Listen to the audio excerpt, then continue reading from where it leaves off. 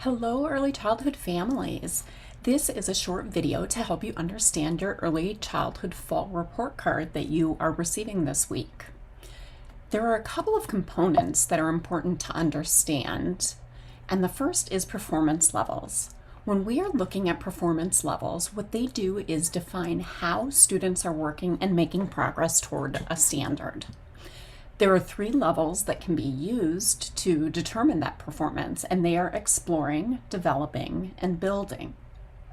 There could be an I on your child's report card, and what it means is that this standard was not taught, or your student has not been in the program long enough for us to gather the evidence that shows us what their performance level is.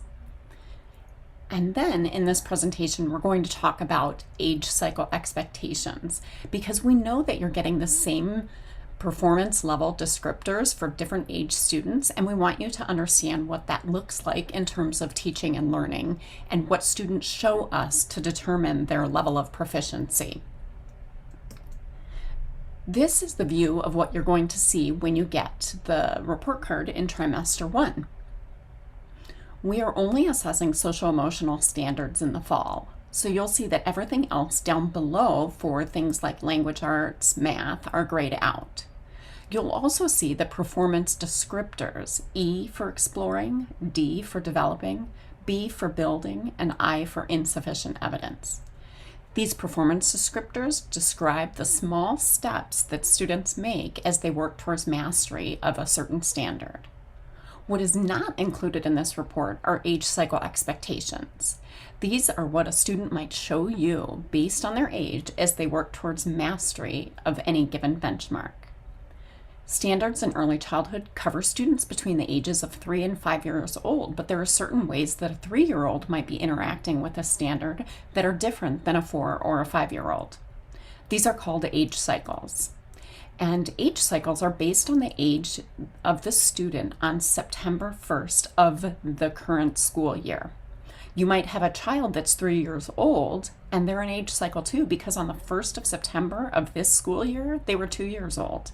If they were 3 years old on the 1st of September, they're age cycle 3, even though they might have already had their 4th birthday, and the same is true for students who are age cycle 4. They might be 5, but they were 4 on the 1st of September. Our age cycle 4 students transition to kindergarten in the following year.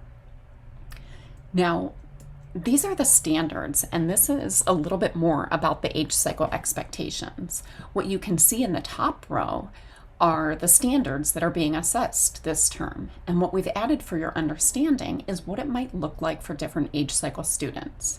A student who was 2 years old on September 1st might be showing you that they manage classroom rules and routines by responding to changes in the adult's tone of voice, or they might be beginning to accept redirection from adults.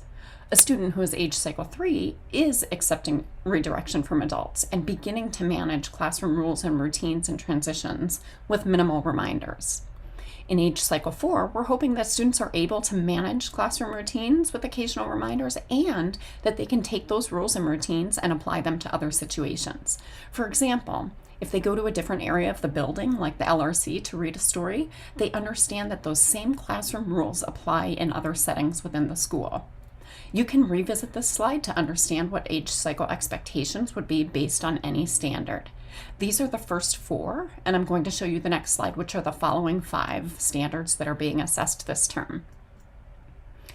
These are the remaining standards for the fall term, and again, each one delineates what you might see for a student who was 2 on September 1st, a student who was 3 on September 1st, or a student who was 4 on September 1st of this school year. Thank you so much for all you do to support the teaching and learning of your child. We are so happy that you're a part of our District 34 Early Childhood program.